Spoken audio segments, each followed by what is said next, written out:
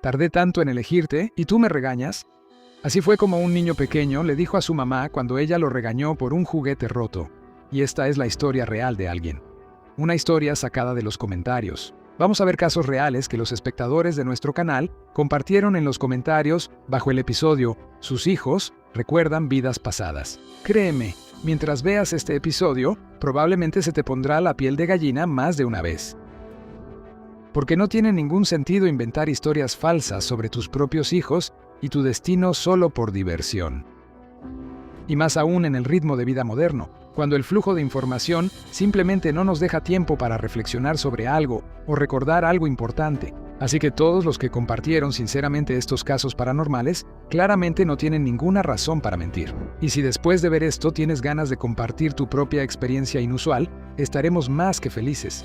Por tradición, los casos más únicos están al final del episodio. Así que, vamos allá. Mi hija, cuando aprendió a hablar, dijo: «Papá, te esperé tanto tiempo y con tantas ganas». Vi a mi hija en un sueño antes de que naciera. Hablamos. Así como la vi, así fue. Recordé su rostro del sueño. Mi esposa aún no estaba embarazada. Yo sabía en qué día y en qué mes nacería mi hija. Muchos niños cuentan cómo eran grandes antes. Simplemente los adultos no escuchan ni les creen. Yo no tenía recuerdos así, pero cuando era niña, mi hermanita pequeña decía cosas así. Y me empezó a interesar. Lo contaba todo tan claramente cuando tenía 4 años. Y siempre era lo mismo. Cuando ella era una señora grande, tenía esposo y 2 hijos. Luego se peleó con su esposo, se pelearon físicamente y ella huyó al bosque. Allí se subió a un árbol, renació y volvió a ser pequeña. Se reían, le preguntaban cómo nació. Ella decía: «Pues era invierno y yo estaba solo con un vestido, sin abrigo, me congelé y me dormí. Así fue como nací de nuestra mamá». Claro, todos pensaban que eran fantasías, nadie le ponía mucha atención. Yo tampoco escuchaba mucho a mi hijo, hasta que empezó a hablar sobre el hospital de maternidad. Ahí sí, por supuesto, me puse a pensar. Él no podía saber esos detalles. Yo no se los conté a nadie. Por ejemplo, que la partera cantaba mientras me atendía el parto, y él hasta dijo las palabras de la canción que ella estaba tarareando. Una partera que canta, eso no se lo inventa nadie. Yo no le conté a nadie sobre eso, hasta que mi hijo se lo contó a todos. Y aquí está mi historia. No recuerdo la edad, pero era muy pequeño. Yo recordaba una fogata y a una muchacha de cabello rojo y lacio. Eso lo recordé toda mi vida. Pero al ir creciendo, pensé que simplemente había visto algo parecido en una película o algo similar. Y entonces, cuando ya tenía 22 años, llegué a un nuevo trabajo y la vi. No lo vas a creer, pero de verdad sentí como si me hubiera dado una descarga eléctrica. Ella, la de aquellos recuerdos del pasado. Un año después empezamos a salir y a vivir juntos. El episodio de nuestro encuentro se iba olvidando, pero en algún momento empecé a tener un sueño. Ella está en la hoguera, guarda silencio y me mira. Por dentro siento que el corazón se me parte, pero por fuera no muestro ninguna emoción. Un día le pregunté si recordaba algo como una vida pasada. Ella me respondió preguntando si era aquella en la que yo la quemé, y agregó que sueña con eso desde la infancia. Cuando intenté averiguar más, se enojó y dijo que no quería hablar de eso. Después recordé algunos momentos antes de la conversación. Por ejemplo, se me enredó el cabello, lo llevo largo. Me molesté un poco tratando de desenredarlo. Ella se acercó, me ayudó y dijo que antes tampoco sabía cuidar mi cabello.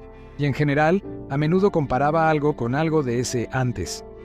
A pesar de que era inteligente y estaba completamente en su sano juicio, siempre había algo extraño en ella, como si la agobiara una carga que solo ella conocía. Y no soy el único que lo notó. Después de poco más de un año, terminamos. Terminamos de verdad. Fue una ruptura difícil, pero cada vez que le pasaba algo malo, yo lo sentía. Llamaba a un amigo en común y le preguntaba si había pasado algo. Y nunca me equivoqué. Después de eso, empecé a soñarla seguido. Y en mis sueños, ella simplemente venía, me abrazaba y yo le decía algo como que otra vez no iba a funcionar entre nosotros. Y al día siguiente me enteraba por una amiga en común que mi ex había estado llorando, diciendo que quería volver, pero sabía que solo sería peor. Ahora llevo mucho tiempo casado, quiero mucho a mi esposa, pero aún así siento una especie de conexión lejana con esa persona. Un poco fuera de tema, cuando yo estaba en primer grado, un chico de 10º grado contaba que en el futuro la gente cambiaría de sexo, que leeríamos en una pequeña televisión en la mano, y que en esa televisión habría muchísimos libros, que cada persona tendría una televisión. Eso fue en 1967, hace 53 años. Creo fácilmente en todo eso. Siento a los muertos. Y también las tumbas, vacías o con la presencia de sus dueños. Hablo en los cementerios con los retratos. Mi propia vida me ha asustado siempre. Aprendí a superar mis miedos, incluso el miedo de ir al cementerio de noche. Incluso terminé la facultad de medicina, pero solo de pensar en entrar a la morgue me ponía pálido y a veces perdía el conocimiento. Pero una vez, caminando por el largo pasillo vacío y oscuro del edificio de anatomía, siendo estudiante de primer año, de reojo vi por una puerta entreabierta un preparado anatómico, un cadáver, remojado en formalina y listo para ser diseccionado. Y con el corazón latiendo salvajemente, entré al aula. Cerré la puerta detrás de mí con la intención de acabar de una vez por todas con mi miedo, que habría hecho imposible mi educación futura. El cadáver bajo la sábana blanca me parecía vivo.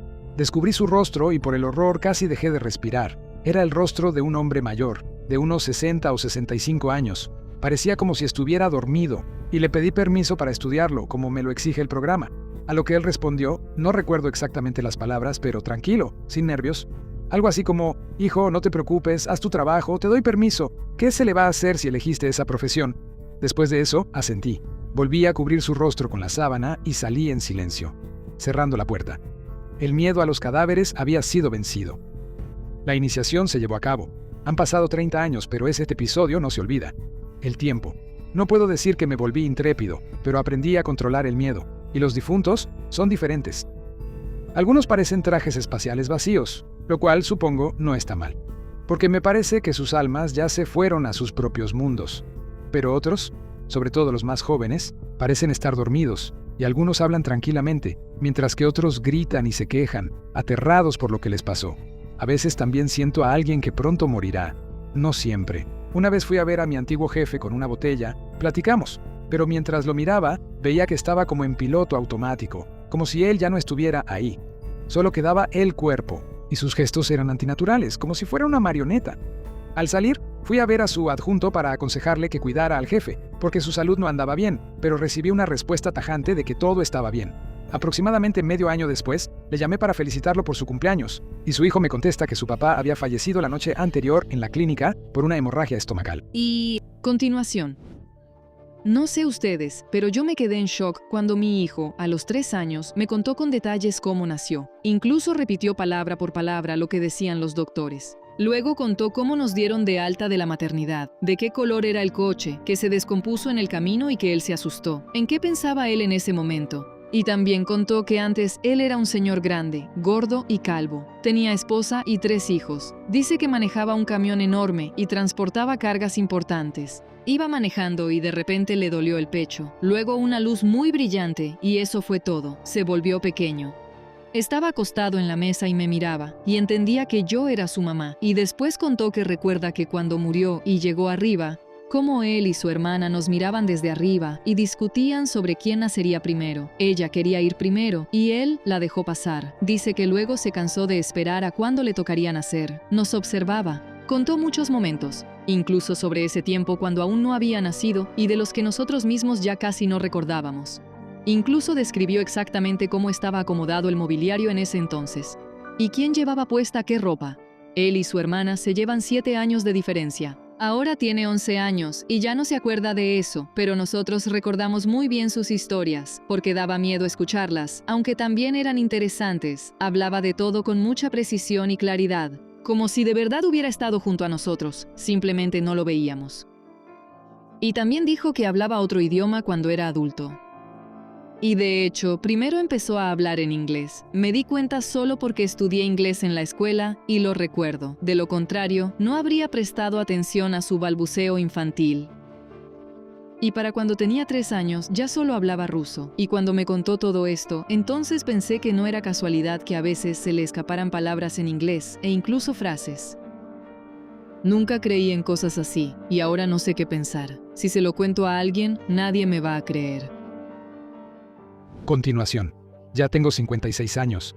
Recuerdo el momento de mi nacimiento y la comprensión de que tendría que vivir aquí. Fue un susto.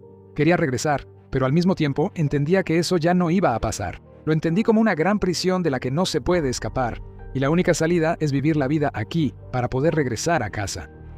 De niño, a menudo soñaba que volaba en un camión hacia un abismo, y en el momento en que tocaba el suelo, siempre me despertaba llorando y con miedo. En 1980, llegué a la base de autobuses a ver a mi tío. Él trabajaba como mecánico. En uno de los talleres, los hombres quitaron el motor de un camión. Yo les conté qué debían hacer con él. Pues quitar la culata, mandar el cigüeñal a rectificar y el bloque también. En general, todo lo relacionado con la reparación. Ellos me escucharon con atención y me preguntaron de dónde sabía eso. Les respondí que lo había hecho muchas veces. Ellos preguntan, ¿y cuándo lo hiciste? Y ahí me cayó el 20. Estoy en 8º grado. ¿Cómo les explico cuándo lo hice? Me di la vuelta y me fui. Hay que reconocerles que no se rieron. Después analicé cómo los recuerdos de una vida pasada afloran no cuando uno lo planea ni cuando quiere, sino de repente. Así son las cosas en nuestra vida. A mi hermano lo mataron cuando yo tenía 8 años. Le apuñalaron en la sien. Él sabía que iba a morir. Antes de eso, él destruyó todos sus apuntes, diarios, y dijo que había llegado el momento de empezar una nueva vida. Pasaron muchos años. Me casé, pero no tuve hijos. Una abuela me dijo que la tumba de mi hermano estaba demasiado activa y que en cuanto quitáramos la foto de la lápida, tendría un hijo. Así fue. Tuve un hijo. Una copia. Mi hermano, ya adulto, es idéntico. Todavía tiene un mechón blanco y llama mamá a su abuela, y a mí me llama Sveta, aunque yo soy su mamá. Es una paradoja. Una vez estábamos viendo fotos de lugares famosos de diferentes ciudades con mi hijo. Tenía 3 años y medio. Empezó a prehablar temprano, a la edad de 1 año y 8 meses. Al ver una foto de Moscú con el Kremlin, él nos dijo claramente a mi esposa y a mí que lo habíamos olvidado en esa ciudad en un trolebús. Y luego estuvo viajando mucho tiempo con el cobrador en la ruta, esperando que fuéramos por él. Después lo entregaron a un policía. Después de eso, no recuerda nada más. Mi esposa y yo nos reímos. Le dijimos que probablemente lo había soñado, que nunca había estado en Moscú. Después de todo, vivimos en los Urales, pero él seguía insistiendo en lo suyo.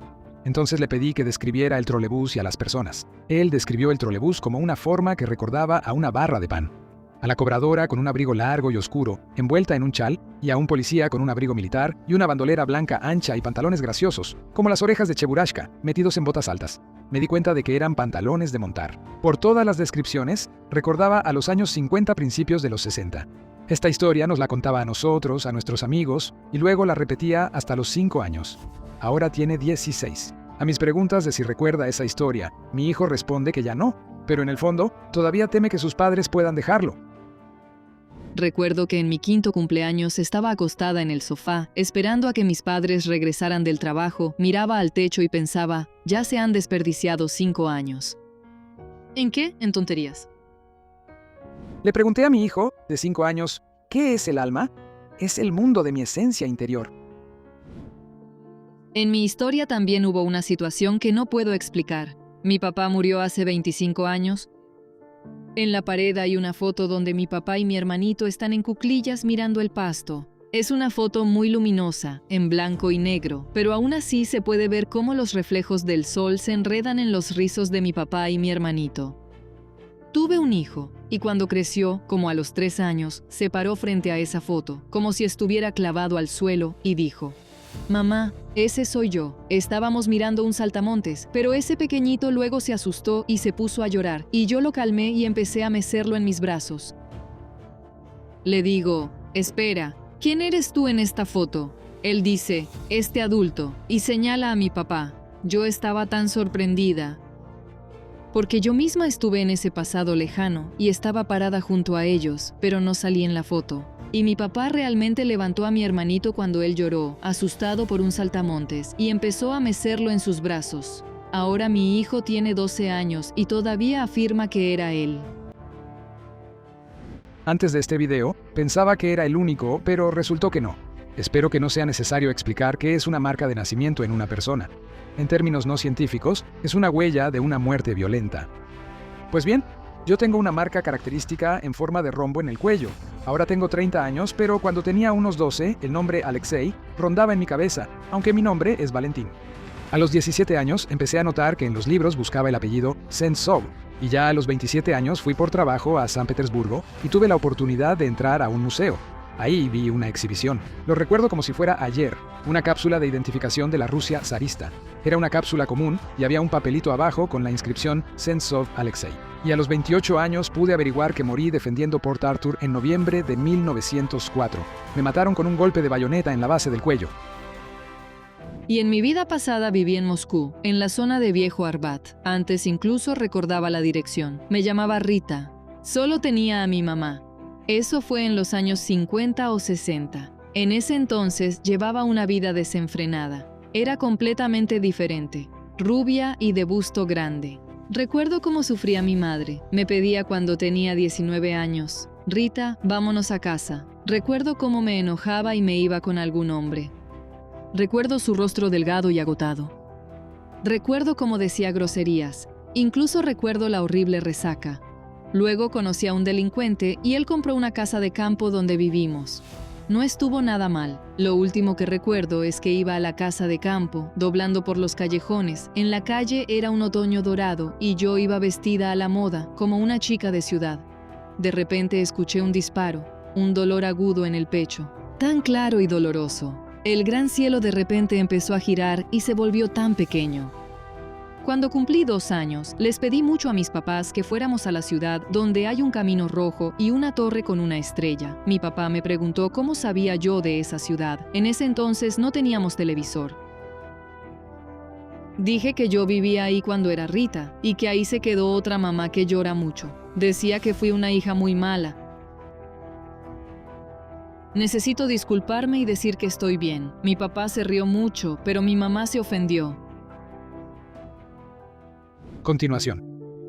Pensé que era algo raro. Incluso una vez dejé aquí mi historia en los comentarios. Pero al parecer, esto también se hereda. Mi hijo cumple 4 años en julio. Desde los 3 años, él dice que cuando mi hija mayor, Sonia, era pequeña, su hermana, él era grande y fuerte, y la cargaba en brazos. Mi hijo nació en 2016 y en 2013, mi papá murió durante una operación. Por cierto, nombré a mi hijo en su honor, Alexei.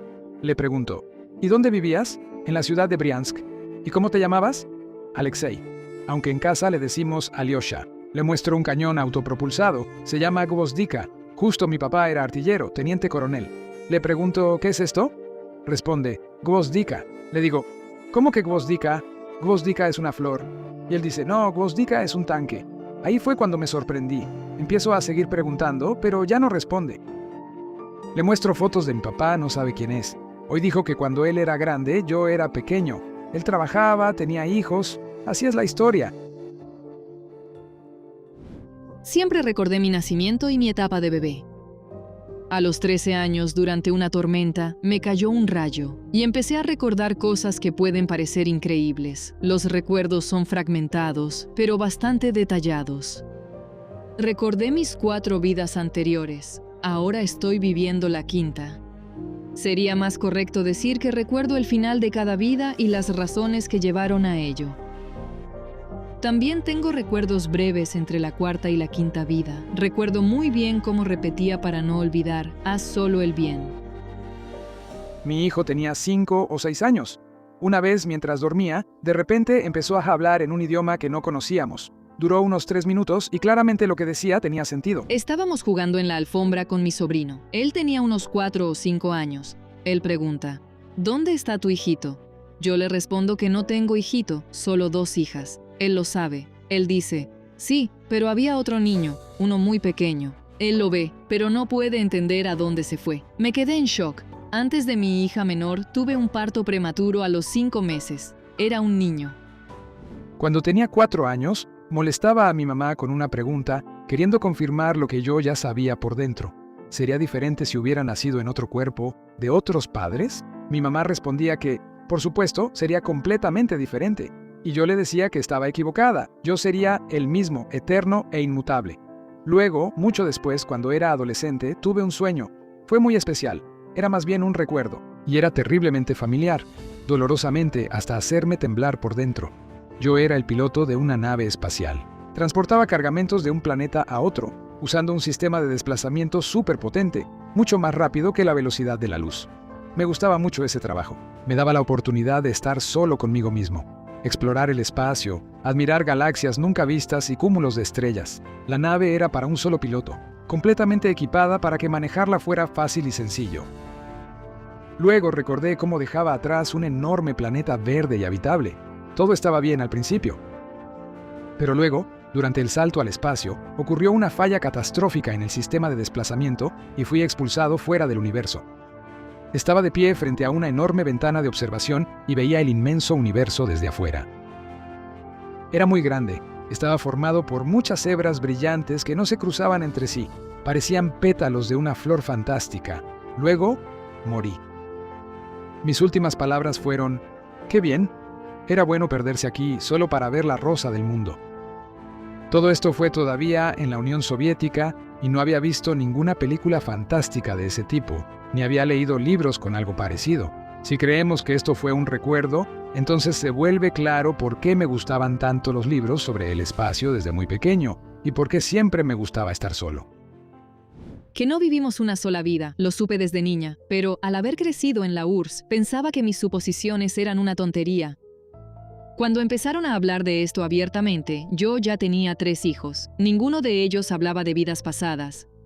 Pero sabiendo que los niños sí recuerdan, le pregunté al más pequeño. Ya tenía 9 años. ¿Sabes que no vivimos solo una vida? ¿Y cómo crees tú por qué no recordamos las anteriores? La respuesta fue genial. Claro, mamá, no solo una, pero si no nos borraran la memoria, colapsaríamos de tanta información. Pues hasta la computadora se limpia de archivos innecesarios. Hasta los 5 años tuve el mismo sueño y me daba miedo. Me mataban en el escenario mientras bailaba y le conté a mi madre cómo nací. Y ella me dijo: «Cállate, que hasta se me eriza el cabello. Además puedo bailar cualquier baile, lo aprendo al vuelo». Mi nieto tiene actualmente 14 años cuando tenía 3 años. Estábamos acostados en la cama y yo lo estaba acostando para dormir. Ya medio dormido me dijo: «Abuelita, me quemé en un tanque, luego salí y caí de cara en el río. Así morí, pero yo era un buen tanquista». Y se quedó dormido. Su mamá, mi hija, estaba en la capital del estado estudiando.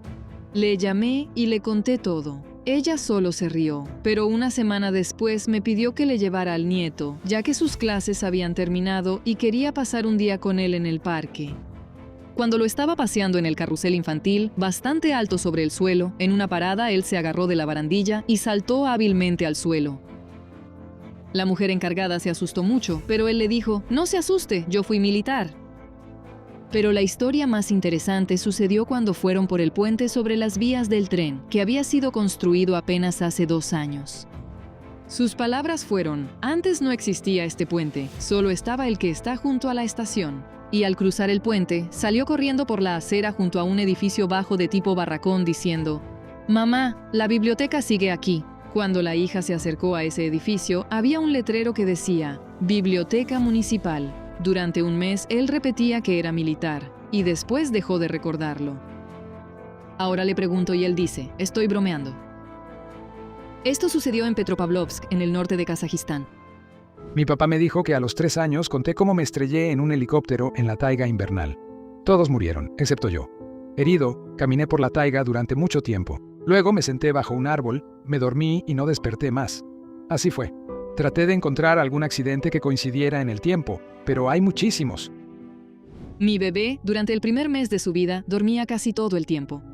Me costaba mucho trabajo despertarlo para alimentarlo. Yo entraba seguido a la habitación y lo veía dormir. Al mirar su carita, parecía que estaba viendo algo en modo acelerado.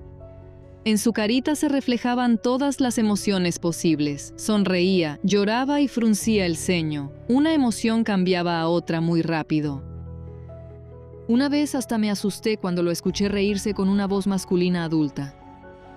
Todo eso duró exactamente un mes. En cuanto cumplió un mes, al día siguiente todo terminó. Su sueño se volvió tranquilo y menos prolongado. Empezó a interactuar más con el mundo que lo rodea. Y cuando tenía 3 años, una vez contó que antes vivía en un bosque donde no había invierno y había monos, y que lo asaron en una fogata y se lo comieron. «Pero tú no te preocupes, mamá», dice, «ya no me dolía». Tengo una cicatriz de nacimiento en el pecho.